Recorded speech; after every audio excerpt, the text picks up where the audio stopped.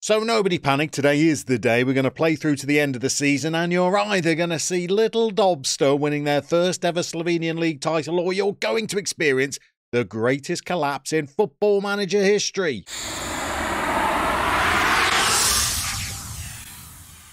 So what on earth has been going on since our last episode where you saw us beating Bravo 2-0 to move 5 points clear at the top of the table? Well, we've reversed the order of our fixtures.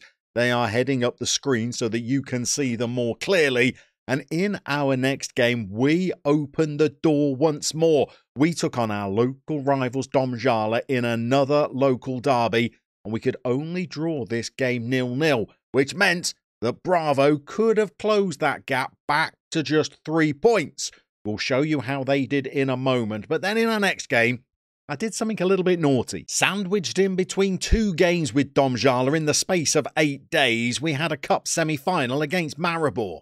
Playing in front of our own fans, controversially, I decided to rotate the entire starting 11. And with the game tied at 1-1 at half-time, we lost it in the second period. But that did mean that when we took on Dobfather for the second weekend running, our big guns had the chance for a rest. And nobody looked fresher than dirty Denis Valencic, who bagged himself a brace in a convincing 2-0 win. But whilst we were playing back-to-back games against Dobfather, Bravo, our title rivals, had their own back-to-back encounter with Maribor, and it did not go well for them. It looks like losing 2-0 to us in the previous episode just sucked the wind out of them, and in their next game, they got trounced 4-0 at home by Maribor. And this is the same weekend when we were dropping points by only drawing 0-0 with Dobfather. They couldn't capitalise, and in their next game, they drew 2-2, meaning they've only taken 1 point from the previous 9, whilst we have taken 7. And it means that at the top of the table, we now have an 8-point lead with just 3 games. That's 9 points left to contest. And even if the scores were to finish level at the top of the table after 36 games, well, we would have the superiority because in Slovenia, teams that are tied in points are separated by their results against each other. And we've beaten Bravo 3 times this season and beaten them in the cup as well, whilst they have only beaten us the once. So even if we finish level, we are going to be crowned champions. But hopefully we won't need to rely on those kind of technicalities, because if we can pick up a win today, we're going to be crowned champions. Even a point will mean the best Bravo can do is finish level with us at the top of the table.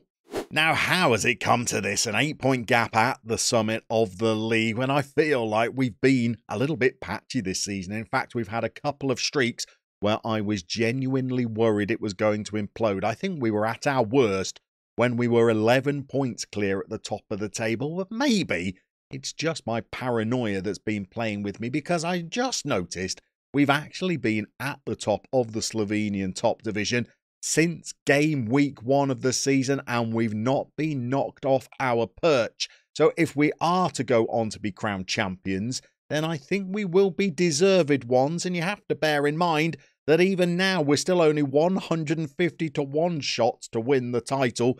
So we have upset the odds a little. And as you can see, the team that we're going to be up against today is Gorica. Why Bravo have an away trip of their own. They're going to go to Telia. Themselves have had a good season and have finished in 4th place. I don't think Olympia are going to catch them. In fact, they might even grab 3rd. But before we get out there and take on Gorica, we've got another thing that we need to do. We're going to hold the dreaded team meeting to try and instill the boys with a little bit of confidence before they go out there for that potential title victory. Now, we've either got to go positive with them and give them the rallying cry, or we've got to ease expectations. And I think that's going to be the option that we're going to go for, because we could go with, we found ourselves in a position where we only need 1 more point to secure the title, and I want you to keep your cool. And I think cool heads might be exactly what we need today, especially from Jaki Kasnic, who's repeatedly getting himself sent off this season. They look fairly contented, although some of them are thrilled, but many of them are not blown away by that. But I think that's as good as you can hope for before such a vital game. Maybe that will give the boys just that little bit of boost that they need to get the job done.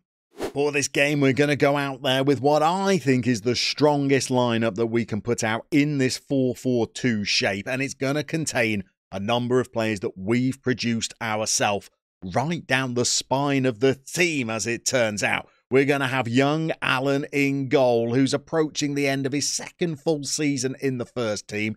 It's now just over 3 years since he first came through, averaging over a 7, so a decent season for young Alan. The man who's been crucial to us, I think, has been Martin Puchko. Got a feeling he came through the same youth intake as Alan. He's averaging a 7.22 this season, and he's been the answer to our prayers because we only really had one centre-back in Darko Mitrovic that was getting any kind of performance at all. But Martin has come in and been absolutely superb.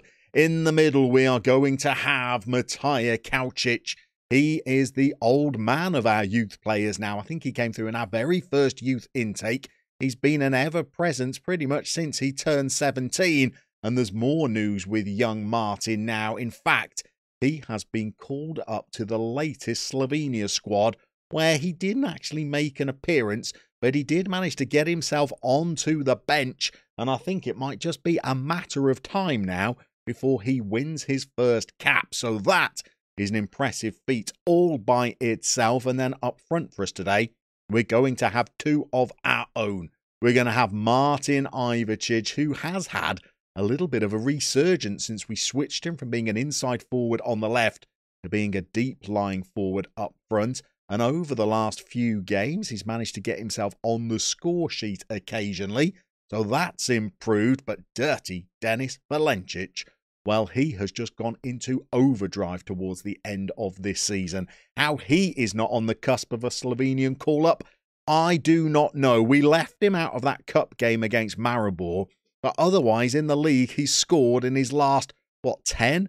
Maybe 11 appearances in the league. So he has fired us to the top of the table and helped keep us there. And it means that in total, we're going to have 5 players on the field today as we kick off, who potentially going to be key men for us as we try and climb the podium and win that Slovenian title. We're also going to have a whole host of our youngsters on the bench, many of whom have played plenty of games this season, such as young Igor. He's 30 appearances now, 24 of them starts. He's only 17 and is only going to improve in the future. But today is the first of 3 games where we have the chance to get the job done. And we're going to bring you each of them until we either do it or it ends in spectacular failure. And we're going to start against Gorica. We may be on the cusp of Dob's first ever league title, but that doesn't seem to impress the fans much, who still only give us a B- rating. But it all seems to have gone to assistant manager Callum Hayes' head a little bit, as he's now comparing Dirty Den to Harry Kane. Even the media are branding today's game a high-stakes match as we take on Gorica, but Bravo are still in this title race, and if we lose today and they're victorious against Telia, it will go down to the penultimate game of the season. But hopefully second chances won't be necessary as we travel to the team in 8th to try and lift the title. And the game has kicked off. We're in our traditional all-blue today, and if it's not too greedy, not only would I like to win this game at a canter, I'd also love it if some of our youth prospects were the star men today. Ivicic, Valencic. Not too fussed about Kaucic. He's always been a one-to-way player who, to be honest, I've not really got on with that well. But Puchko has become like a son to me. And little Alan in goal, even though he does make the occasional error, well, I think he's quite an enjoyable little character as well. So I'd love the 5 of them to be integral to today's hopeful victory. And then I can also bring on some more of our youngsters from the bench. Here goes one of them early as Denis Valencic tries to get on the end of a long searching ball. He doesn't. Now he's gone to try and close down the keeper. And Gorica are playing it around on their own back line. This looks like quite slow, considered build-up, but we've robbed them, and it's Kasnic. He's gone wide. Tiegler's there. Ivicic is there. He can square it. Or he could have. Instead, he's offside. I'm not really sure why that warranted a highlight. We should probably, pause the game next time we can and get the Bravo result up on screen as well. I can see that they've just taken the lead against Telia, so they're winning in their game as we almost go one down in ours. So this might not be the victory procession that I was hoping. It could go down to the next game in the season, but we've robbed them, and it's Kasnic that's done it for the second time in the game, and he's driving forward. He's played a low, daisy-cutting effort towards their goal. Let's pause it. Let's change the league table instead to the latest scores. There you can see Bravo, 1 goal in the lead. As things stand, this point will still be enough, but we'd like to do it in style if we could. But at the moment, Gorica are not playing ball. They have now dispossessed us. We are still very early in both games. Much can change. But we need to try and assert ourselves a little, I feel. And a goal would go some way towards doing that. We've tentatively tried to put in a challenge. And we've lost possession in midfield. And again, Gorica have a good sight of our goal. And young Tifa has to save us. We've had more shots than them. But look at the XG. Theirs have been good efforts. And on 21 minutes, they are coming again. And we have looked a little nervy so far. Now we've got the chance, though. Valencic is in. And he's fluffed his lines. Ivacic gave him the perfect through ball. He's taken it down on his chest, but he's fired it directly at the keeper. And now we've got a set piece as compensation instead. It's been headed clear. Krisnic in absolutely no rush gets towards it. I think we might need to put out a shout that we need a little bit more. The demand more shout has gone out, but it's still our opponents that are attacking, and they are drifting through our defence a little bit too easily for my liking. We've tried to clear our lines. We haven't done so effectively. They've sent a ball into the box, and I'm not sure we've seen the highlight yet. What's Alan got up his sleeve here? He's looking a bit confused and a bit dazed. He's given it to Mitrovic. Now we've gone up the line to Tigla. This is a little bit more like it. We've got Tigla trying to craft something down the right-hand flank. Ivacic has got Valencic in all kinds of space. They didn't work that very well between the two of them. We've had 5 shots, 3 of them on target. We're now back ahead on the XG. But, well, we've not really created the chance that you'd think is going to put us into the lead, apart maybe from that Valencic one-on-one effort where he probably should have done a little bit better. Valencic is on a 6.4 at the moment, whereas Ivacic is on a 7.3. And over on the left wing, Gregorine, well, he's having a torrid old time and looks like he might be getting subbed potentially as early as half-time. Here he is now playing for his place, I would say. He switches the ball to the other flank to Tigla, who seems to be having a slightly better afternoon, and he's hit the byline. He's got a good ball into the box. It's cut out. Valencic can't get on it. And maybe that wasn't the highlight, because here come Gorica, and they've got Tavares in again. And for the second time, he really should have fired our opponents into the lead. And we've got a little bit fortunate here. Now we're having one cleared off the line. This really is a game that's threatening a goal without delivering one. And the highlight continues, because Justin has the ball on the halfway line. We've robbed him in his own house. Valencic looks poor. Gregorine looks worse. And we are not getting the win that we need. So improvement is needed in this second half, but we've reached the hour mark and it's really not happening. Gregorine is now on a 6.5, but dirty Denis Valencic, I'm afraid, just gets worse. He's now on a 6.3 as we have a direct free kick to contain with that's gone harmlessly behind the goal. But what is happening with Denis? Are we going to have to take off what is our star youngster in the most crucial of games? Gregorine is improving, however, and he's got all the way to the touchline. He's checked back and given it to Kasnic. And now Tigla's there and Ivacic is there. And one of our youngsters has finally delivered for us. And it is little Ivacic. He's nodded home another goal. I don't think he's the biggest. Valencic is 6'3". I think Ivacic is only about 5'8", 5'9". But he's risen there and he's in acres of space. He's nodded it past the keeper. And that will be enough for us. But we'd like to see a little bit more from some of our players like Dirty Denis Valencic on this big stage. I think we're going to have to think about some fresh legs. Gregorine is probably going to have to make way. Let's bring on Kotnic for him. And you know what? We're going to have to pull the trigger, I think. Denis Valencic has just not been good enough. Pesha is going to come on instead. And Kaučić has not been great either. And at left back, goodness me, Krisnic has been absolutely wretched. But we don't have much we can do on the bench. Maybe we could bring on Filipovic and move Puško out over into the left back position instead. There are some young, fresh legs who hopefully are going to help us see this game home. We need to check in on the old Bravo score as well to see whether their opponents have managed to equalise or whether Bravo have still got control of that game. And here is Pesha. He doesn't jump for the ball. Kotnic, the other substitute, gets onto it and feeds Filipovic, who has meant that all three substitutes are involved in the same move. It's a move that we've lost possession of and then regained, and now Ivacic is looking to try and craft something. He feeds Kotnic down the left. He sent the most awful ball into the box that you could imagine. What is this game that we are playing? Here's Kasnic now, and Tigla, and Pesha. And there is our other young striker. The coaches keep saying he's a good finisher. Not sure about that, you know. I think Bravo are still 1-0 in the lead, although I only caught a little glimpse of it. And young Ivacic seems to be trying to do it all on his own today. Here he goes again. That's a good ball in the box. And there is another of our youngsters. It's a little Alan. It's a Kotnic Alan.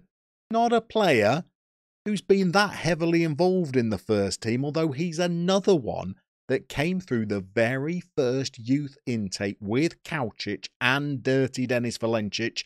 He's took his time to get involved and he's been out on loan as well.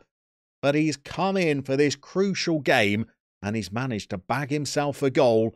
Bravo are still 1-0 up, but with us having a 2-goal lead, I don't think it's going to matter. So let's take the opportunity to get a couple more of our academy products onto the field. Kasnic will make way, we'll bring young Igor on. And I think the other change we might make is to bring on Vodapivic, and I think we'll swap him for Tigla. Not his normal position, but he just wants to be on the field as the referee brings that whistle to his lips, blows for full time, and signals the fact that Dob have been crowned Slovenian champions. What a journey it has been. Promoted from the second division at the first time of asking, then winning the cup in your very next season, having a European campaign that was so arduous it almost resulted in relegation, recovering to qualify for Europe again, almost winning the title but having it snatched from your grasp by your local rivals. But now we've managed to do it on the biggest stage. We're doing it in Gorica Stadium. But these players won't care. They've lofted the trophy above their heads. We've managed to be crowned Slovenian champions in Season 6 of the Dobfather. And when you're relying purely on players that you've produced yourself, I think that's quite a good achievement. So with that semi-final cup defeat to Maribor, we have no cup final to look forward to. There will be no domestic double. We have no more matches to come back for. But we do still have one final episode of the Dobfather to go, as we're going to reintroduce the attributes and have a look at how good these players that we've been playing blind with were all along. Should we have been doing much better and really have won the title far sooner than we really did? Or have we been playing some absolute duffers without knowing it? We're going to show you all of that in our next episode, as well as talking about what's going to come next. And it's something I'm pretty excited for.